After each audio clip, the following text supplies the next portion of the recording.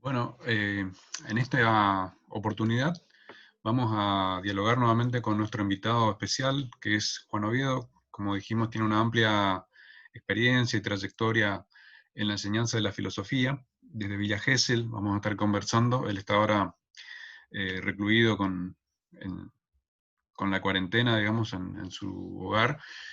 Y vamos a hablar de algunos temas que tienen que ver con cuestiones centrales de la filosofía, el pensamiento clásico, el problema antropológico de la filosofía, cómo pasamos de una etapa, digamos, a la siguiente, puntualmente en la perspectiva de dos grandes referentes de la filosofía. Por un lado está Sócrates, ¿sí? Y el discípulo que mejor continuó con la obra de Sócrates, que es justamente Platón, ¿sí?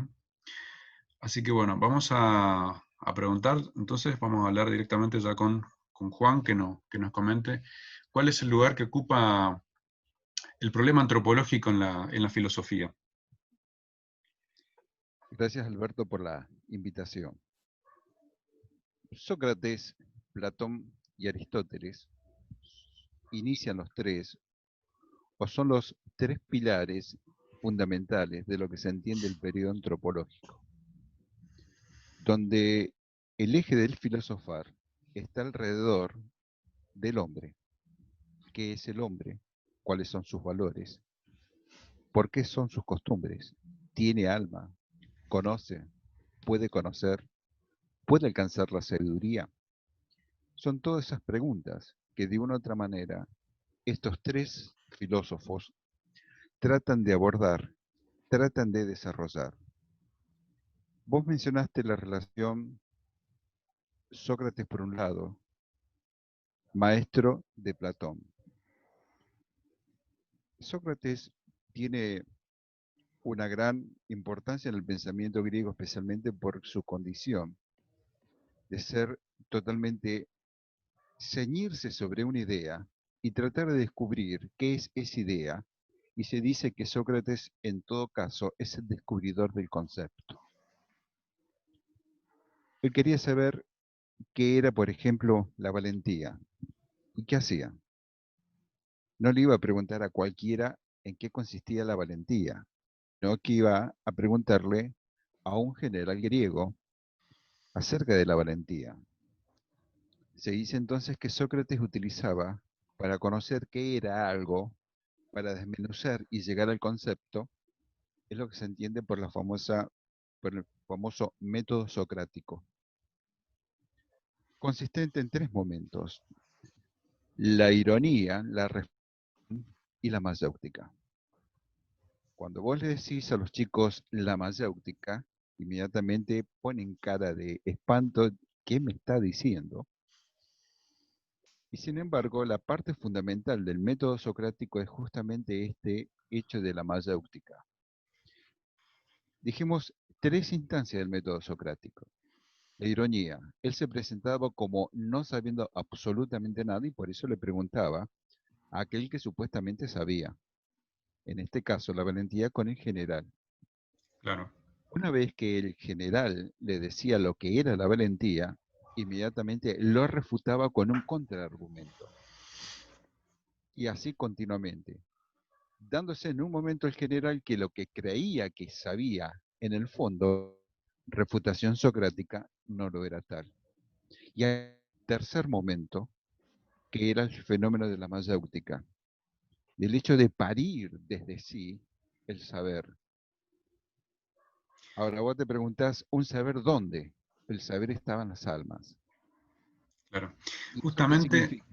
justamente Sí, con Platón se inicia una etapa muy particular de la filosofía, que es justamente digamos, la dimensión del problema filosófico adquiere una dimensión humana, ¿sí? Y lo que se busca es conocer dónde está la verdad, ¿sí?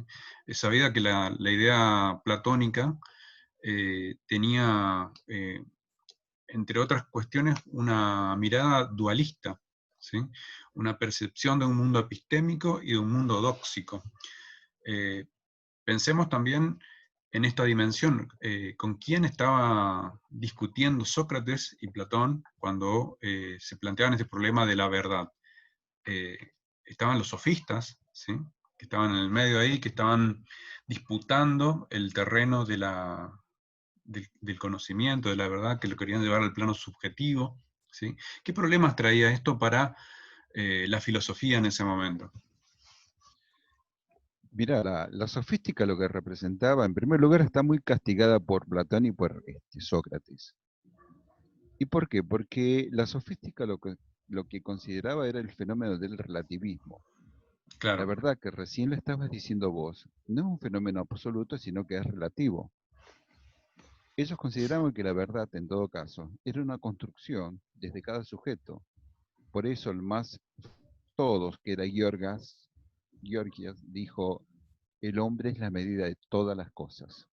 Esto significa que es la propia subjetividad quien crea la realidad y en todo caso legitima esa realidad a través del sujeto, del individuo.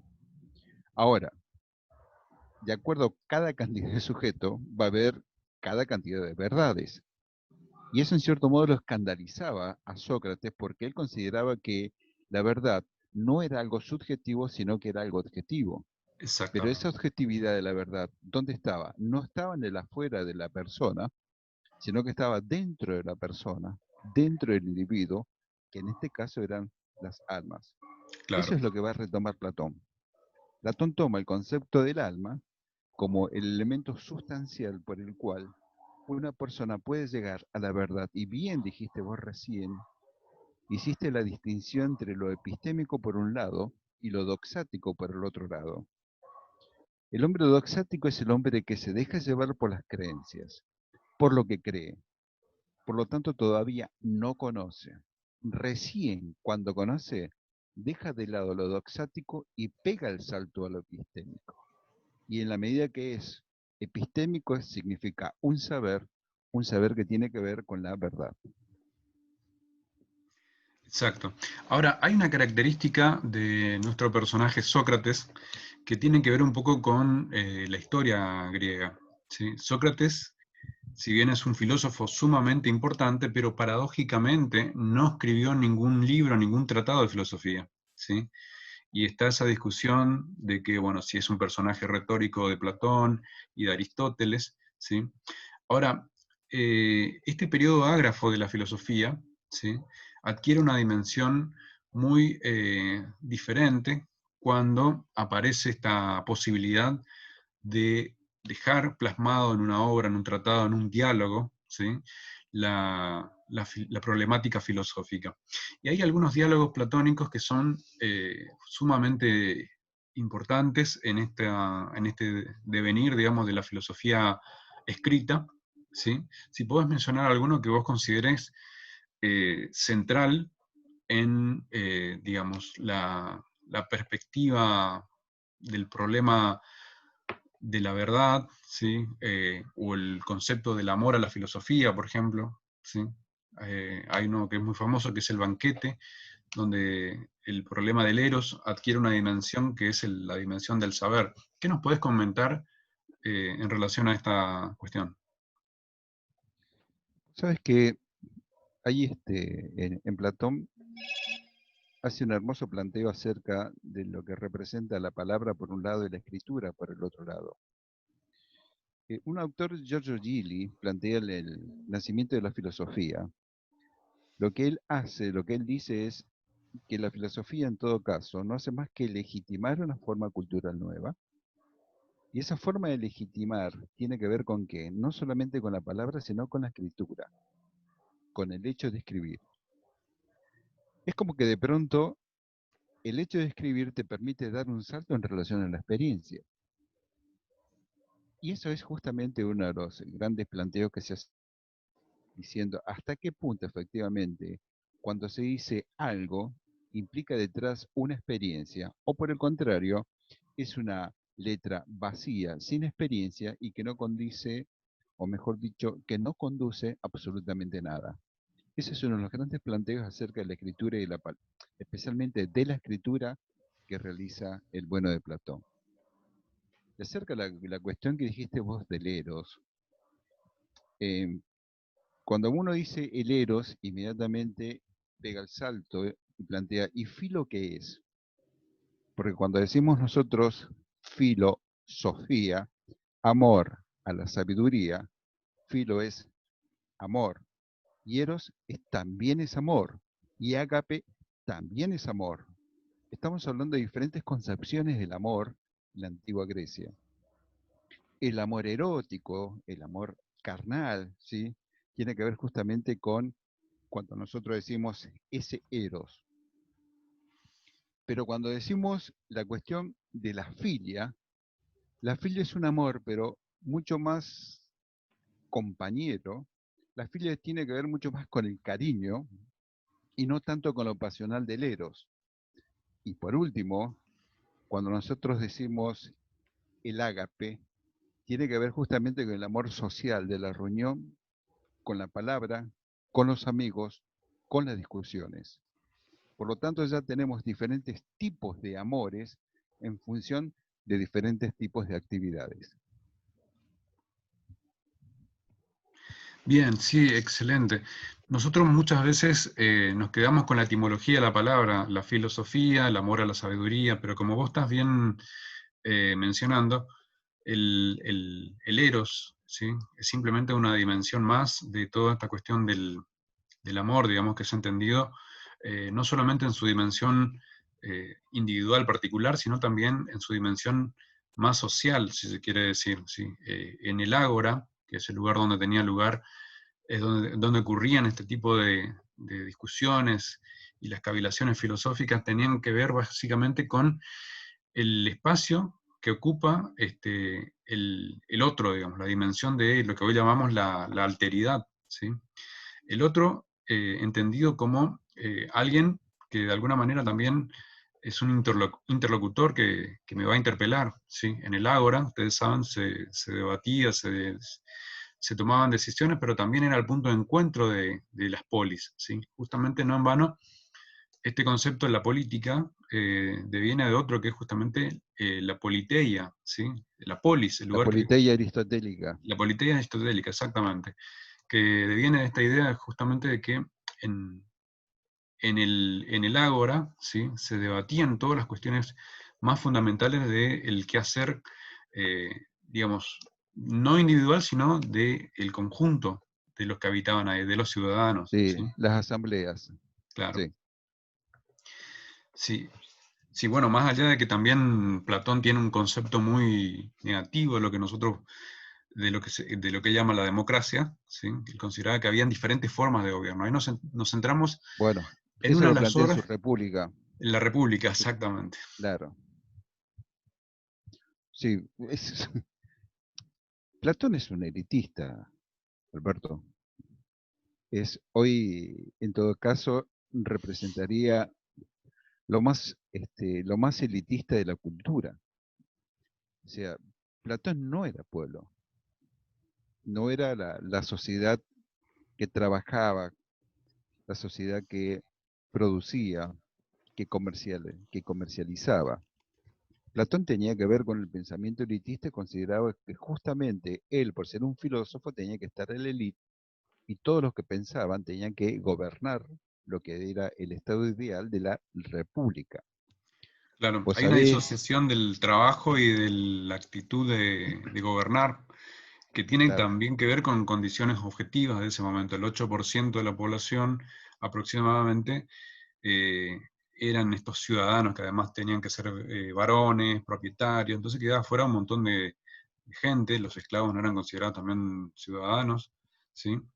Estamos frente a un modelo estamentario de sociedad, ¿sí? Eso es muy importante lo que vos estás diciendo porque también el problema que tenemos muchas veces es que cuando nosotros proyectamos los modelos, digamos, epocales, no tenemos en cuenta muchas veces el contexto, ¿sí? Y esto que vos estás diciendo es muy importante sí. porque, si bien es cierto, es un modelo elitista que pretende consolidar una república de propietarios, esto se entiende si nosotros miramos al contexto, ¿sí? Que es muy importante lo que estás mencionando. Perdón por la Vos interrupción. sabés, Y vos sabés, ya que hablas de contexto, Ujú. a mí me... Pero también Platón tiene, aparte de ser un elitista, tiene cierta sabiduría de fondo, porque en esto de la República, cuando él habla de las estructuras sociales, que habla de los artesanos por un lado, los guerreros por el otro y los gobernantes, él habla que solamente los artesanos están en condiciones de poseer cosas. La propiedad privada está en relación solamente con ellos. A los Claro, otros dos, que son los gobernantes por un lado y los guerreros, no les es permitible justamente este fenómeno de la propiedad. Imagínate eso hoy día. Sería claro. impensable, sería impensable. Especialmente cuando uno tiene la sospecha de que efectivamente hay gente que está insertada, enquilosada, acá en nuestro sistema político argentino desde hace 20 o 30 desde que empezó la democracia nuevamente. Claro. Y si miramos al mundo, vamos a ver un mundo mucho más desigual también, donde el 1% de la población posee el 90% de la riqueza. También eso nos muestra que en realidad las desigualdades siguen vigentes a pesar de los miles de años que transcurrieron. Son inequidades que también eh, nos llevan a reflexionar sobre el sentido de la política. Si nosotros pensamos que existe un Estado que debe estar para velar por el bienestar de los ciudadanos, bueno, ¿cómo es que se producen estas paradojas, no? Tanta población que no llega a satisfacer sus necesidades mínimas, ¿sí? Que también nosotros vemos esos problemas que eran eh, objeto ya de una reflexión en este periodo. Por eso justamente la República, que es la obra que estás mencionando, tiene una centralidad en la filosofía. Y en relación a esta obra, también hay otro problema que es el problema del conocimiento que vos lo mencionaste muy al inicio. ¿Sí? Hay una famosa alegoría en el libro séptimo de la República, ¿sí? Que nos cuenta un poco cuál es el lugar que ocupa el conocimiento en esta percepción del- de los ciudadanos. ¿Sí? ¿Qué opinás vos en relación a la, la perspectiva platónica? ¿Cómo podemos decir que es representado por Platón el conocimiento? ¿Sí? Teniendo en cuenta esto que mencionabas también de su maestro, de Sócrates. ¿Sí? Pues, el conocimiento de Platón siempre es la idea suprema, es el bien, Claro, vinculado justamente con la cuestión del sol. El sol exacto. y el bien están arriba, por lo tanto están en el plano de lo inteligible en oposición al plano de lo sensible. Platón dice una cosa muy importante, o mejor dicho, muy simpática, que es conocer es recordar. Es un bello Exacto. aforismo. Conocer es recordar. ¿Y esto qué significa? Metempsicosis. Claro, La metempsicosis. Después él modifica eso. Hay diferentes modos que en el fondo llega primero, segundo, tercero y el último, que es la famosa noxis, por el cual, claro. según uno intuitivamente, ya estaba vinculado a un conocimiento acerca del mundo de las ideas. Pero la cuestión del conocimiento, que en el fondo es el hecho de la filosofía, porque el hecho del filosofar es llegar al conocimiento y a través de ese conocimiento tener y poseer la sabiduría. Y siempre ese ha sido el problema entre aquel que está en búsqueda y aquel que está en posesión. El que está en búsqueda supuestamente es el filósofo, siempre haciendo la distinción clásica de Jasper, el sofós Claro. por un lado y el filósofos por el otro lado. Y en Platón, el filósofos es aquel que busca la verdad y especialmente el mundo inteligible, que es el mundo de las ideas, en oposición al mundo de lo sensible. Vos hablaste recién, por ejemplo, de la alegoría, y es clásica la alegoría que ya hablamos acerca de eso, de la caverna. Y justamente yo creo que esto se nos muestra un poco qué es lo que pasa con nosotros cuando nos tenemos que enfrentar a nosotros mismos. Sin lugar a dudas que nosotros somos esas sombras y el problema es llegar a la luz si efectivamente lo somos. En el fondo, la alegoría de la caverna platónica en esta cuarentena se nos muestra específicamente esa condición. Pero déjame decir algo que me quedó en el tintero acerca de la cuestión de la república, la cuestión acerca de la corrupción. Platón dice no a la propiedad privada de los gobernantes, ¿sí? Sin embargo, cuando yo pego el salto a nuestro tiempo y digo que justamente hay corrupción en la política porque esta gente hace de los cargos políticos su propiedad privada. Claro, hay muchas cuestiones que también por ahí se pasan por alto, ¿no? En esta república ideal de Platón, los gobernantes no eran una clase propietaria, poseedora de los medios de producción, diríamos hoy. Se debían al bienestar del conjunto de los ciudadanos, ¿sí? Siempre digo que en el Renacimiento, cuando nosotros vemos los modelos que se piensan, ¿sí? Eh, el objetivo de plasmar esa república ideal de Platón en un proyecto concreto es justamente las misiones jesuíticas, ¿sí? Vemos ese intento de consolidar un grupo gobernante que dirija, los que trabajan, los que defienden, etc. Porque el objetivo que se plantea esta obra de Platón es justamente una sociedad que salve almas, por así decirlo. ¿Sí? No es una república que tiene un objetivo material, más allá que también en la visión platónica, la idea de la materialidad misma es una visión que tiene muchos prejuicios, digamos, la materia es la corrupción, es la muerte, ¿sí? La verdad, la vida eterna, está en el plano de las ideas, ¿sí? O sea, son las almas las que tienen que salvarse, no los cuerpos, ¿sí? Más allá de que también hay otra percepción del cuerpo, digamos, el cuerpo es la cárcel del alma, ¿sí? Y esta idea también muy griega, muy apolínea, de que, bueno, hay que cuidar el físico, entrenar, fortalecerlo, etcétera, ¿sí? Que está muy presente también en la filosofía de Platón, ¿sí? ¿Tenés algo para comentarnos en relación a lo apolíneo y lo dionisíaco que después va Sí, a retomar Nietzsche? sí, vos me estás llevando a Nietzsche. Bueno, Esa es una polaridad en el origen de la tragedia que plantea el concepto de lo apolíneo y de lo dionisíaco. Apolo, el dios de las formas, de la perfección, y Dionisio a través del dios de la pasión, claro, que justamente el origen de la tragedia griega tiene que ver en esa oposición de estos dos dioses. De hecho, Platón siempre es, al ser, como te había dicho, elitista, siempre pensó en el concepto de la idea. Siempre pensó en el concepto de que la materia, como dijiste vos, en el fondo está en términos de cambios, de transformación, porque pertenece a una realidad que en el fondo se va desvirtuando, que es el mundo de lo sensible. Y el mundo de las ideas no. claro. ¿De dónde saca Platón esto? ¿Te preguntaste alguna vez? Es una buena pregunta. Te lo pregunto. ¿De dónde saca Platón eso? La perceptiva de Platón tiene que ver básicamente con esta idea de la verdad, ¿sí? La verdad no es de este mundo, ¿sí?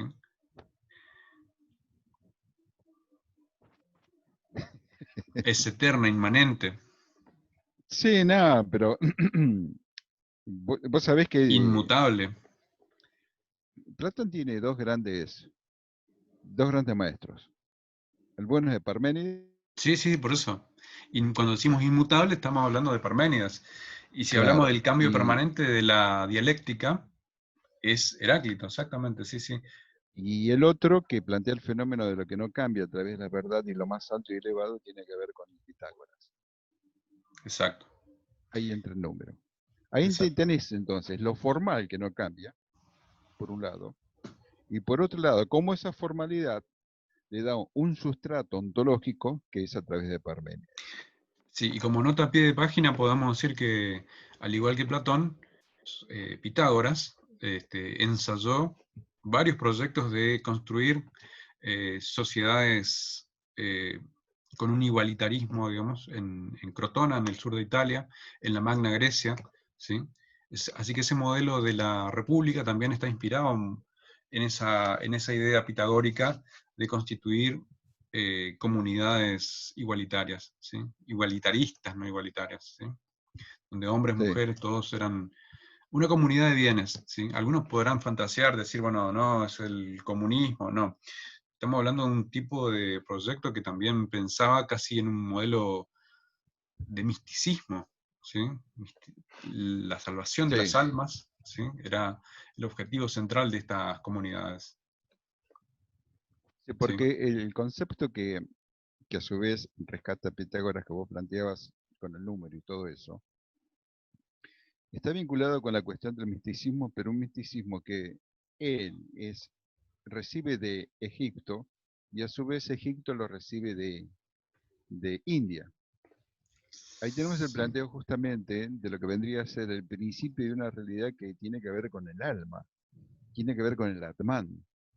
Y eso justamente en el fondo, lo que hacemos con Platón, es lo que nosotros siempre escuchamos de toda la influencia de la filosofía oriental.